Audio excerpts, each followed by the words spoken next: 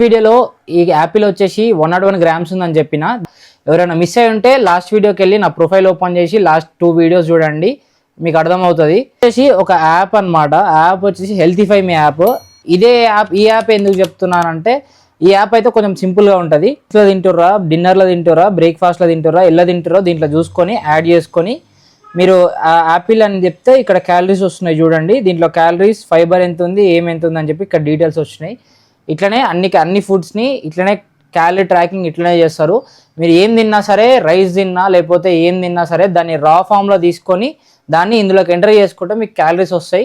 And ఈ యాప్లో పైసలు ఏం కట్టి తీసుకోవాల్సిన అవసరం లేదు భయ్, ఫ్రీగానే చేసుకోవచ్చు. అది ఫ్రీగానే వస్తుంది, అందరికి వస్తుంది. అది దీని గురించి నేను ఇంతగానో ఎందుకు చెప్తున్నా అంటే, మీకు సీబం తెలుసా? సీబం కూడా కొలుసుకోలేకుండా తినలేడు. చిన్నగా ఉన్నా కానీ దీని ఇంపాక్ట్ మాత్రం చాలా పెద్దగా ఉంటుంది. నువ్వు ఎవరిని అడిగినా ఇదే చెప్తారు. ఇవన్నీ చెప్పిన, క్యాలరీస్ గురించి చెప్పిన, అసలు ఎవరు ఎన్ని క్యాలరీస్ తినాలో అసలు అదే మెయిన్ పాయింట్ చెప్పుడు మర్చిపో.